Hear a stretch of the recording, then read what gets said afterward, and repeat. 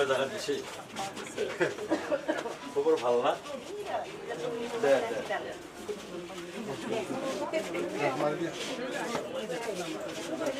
এই বুঝিছনে এই করে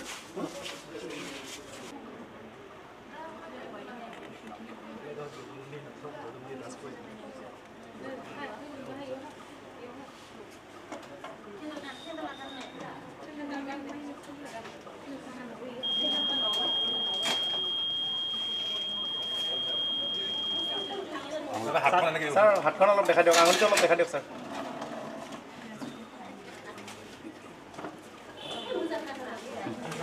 এইবাৰ আপোনাৰ ৰিজাল্ট হ'ব না মইতো ভাবোঁ এইবাৰ ৰিজাল্ট প্ৰথমবাৰৰ কাৰণে 20 বছৰ পিছত সমষ্টিটোৰ নাম বদলিছে কিছু এৰিয়া বেছিকৈ সোমাইছে কিছু এৰিয়া ইয়াৰ পৰা কাট খাইছে কিন্তু তাৰ ভিতৰতো কেন্দ্ৰীভূত হৈছে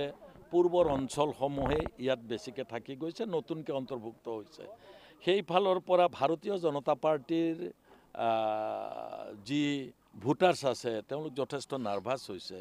মই অন্য ৰাজনৈতিক দলৰ কথা কোৱা নাই প্ৰচণ্ডভাৱে ভাৰতীয় জনতা পাৰ্টিৰ ভোটাৰসকলৰ মাজত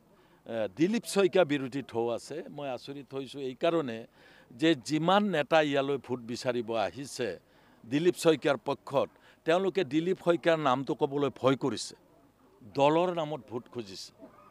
যে মোদী ডাঙৰীয়াক ভোট দিয়ক আপোনালোকে বিজেপি দলক ভোট দিয়ক পদুম ফুলত ভোট দিয়ক তেনেকুৱা ধৰণৰ বক্তব্য তেওঁলোকে ৰাখিছে দিলীপ শইকীয়াক পুনৰ আপোনালোকে নিৰ্বাচিত কৰক এনেকুৱা বক্তব্য তৃণমূল পৰ্যায়ৰ পৰা প্ৰধানমন্ত্ৰী যিসকল ইয়াত আহি গ'ল প্ৰধানমন্ত্ৰীও এবাৰ আহিছে যে তেওঁলোকে তেওঁ নিজৰ নামত ভোট খুজিছে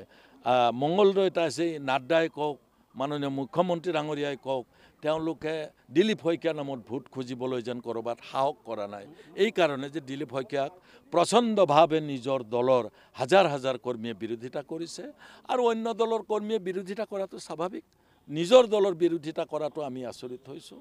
আৰু মই ভাবোঁ আমি আশা কৰাতকৈ বেছি ভোটত ইয়াত BPF দলে আমি নিৰ্বাচিত হ'ব পাৰিম যিহেতু এইবাৰ এটা অভিযোগ উত্থাপিত কৰিছে যে BPF-এ তলে তলে বিজেপিৰ লগত মিত্ৰতা কৰিছে আৰু তাৰ ভোট কটাৰ অংকত আপুনি এইবাৰ ইয়াতে উঠিছে এনেকুৱা ধৰণৰ অভিযোগ কৰিছে কি ক'ব এই ক্ষেত্ৰত আপুনি মই আপোনাক উল্টাহে প্ৰশ্ন কৰিম এটা আপুনি ক'ত শুনিছে নাজানো কিন্তু ভাৰতীয় জনতা পাৰ্টিৰ আমাৰ কমলপুৰৰ বিধায়ক ডাঙৰীয়াই মাধৱ ৰাজবংশীক আমিহে টিকেট দি আছোঁ বুলি কোৱা নাই শুনা জানো এনেকুৱা হ'লনে তেওঁলোকৰ ৰাজনৈতিক দলটো সকলো দলৰে তেওঁলোকৰ লগত থাকি পেলাই নিৰ্বাচন খেলিব এনেকুৱা ধৰণৰ চিন্তা চৰ্চাই তেওঁলোকে যিটো কূটনীতি কৰিব বিচাৰিছে সেই কূটনীতিটো ধৰা পৰিছে মই একফালৰ পৰা কৈ গৈছোঁ প্ৰথম বহু কাম কৰিছে বুলি কৈছে তাৰপিছত অৰুণোদয় ডুপ্লিকেট ফৰ্ম দেখুৱাই তেওঁলোকে ৰাইজক ভোট বিচাৰিবলগীয়া হৈছে শেষত গৈ পেলাই এতিয়া কৰবাত বস্তাই টকা ধৰা পৰিছে মোৰ সমষ্টিতে এতিয়া আমিতো বস্তাই টকা নিজৰ টকা দেখাই নাই মই গতিকে বস্তাই টকা কাৰ হ'ব পাৰে কালৈ আঙুলি টোৱাব পাৰি সাংবাদিক হিচাপে আপোনালোকে ভালকৈ বুজি পায় আৰু যিবিলাক ইতিমধ্যে চেণ্টাৰৰ ওচৰে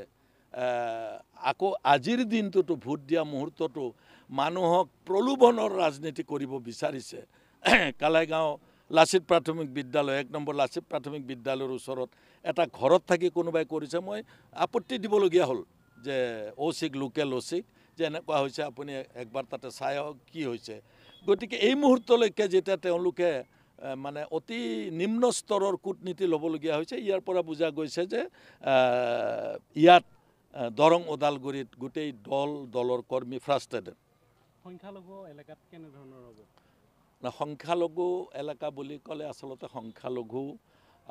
আমাৰ খিলঞ্জীয়া সংখ্যালঘু আছে আমাৰ মিয়া ভাইসকল আছে আৰু মই ভাবোঁ তেওঁলোকৰ অঞ্চলত যেহেতু এটা ৰাজনৈতিক দল AIDF-এ আমাক পোনপটীয়াকৈ সমৰ্থন দিছে আৰু সংখ্যালঘু লোকসকল ভোটৰ ক্ষেত্ৰত তেওঁলোকৰ পুলিং পাৰ্চেণ্টেজো খুব বেছি হয় 95, 96, 98% পৰ্যন্ত হয় তেওঁলোকে ইউনাইটেডলি কেতিয়াবা ভোট দিয়ে মানে যাক ভোট দিয়ে একেলগে দিয়ে মই ভাবিছোঁ সংখ্যালঘু যিসকল আছে তেওঁলোকে এইবাৰ BPF দলক আটাইতকৈ বেছি ভোট প্ৰদান কৰিব বুলি মই আশা ৰাখিছোঁ। লগত নিশ্চয় কংগ্ৰেছো অলপ পাব,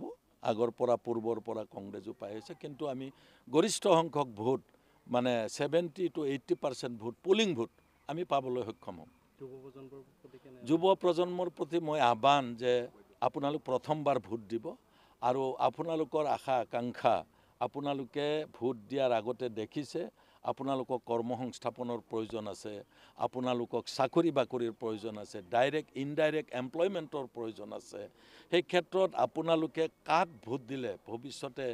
আপোনালোকৰ উজ্জ্বল হ'ব, ভৱিষ্যত উজ্জ্বল হ'ব, সেই কথাটো যুৱ প্ৰজন্মই জানে। পোনপটীয়াকৈ যুৱ প্ৰজন্মক মই ক'ম যে আজি ভাৰত চৰকাৰখনে যুৱ প্ৰজন্মক তেওঁলোকক সংস্থাপন কৰাৰ ক্ষেত্ৰত বাৰে বাৰে তেওঁলোকে যুৱ প্ৰজন্মই কৈছে যে ফেইল হৈছে। তেওঁলোকে কোটি কোটি চাকৰি দিয়াৰ কথা কৈছিলে, দিবলৈ লাখো চাকৰি দিব পৰা নাই। সেইফালৰ পৰা যুৱ প্ৰজন্ম নিৰাশ হৈছে আৰু দৰং ওদালগুৰিত অন্তত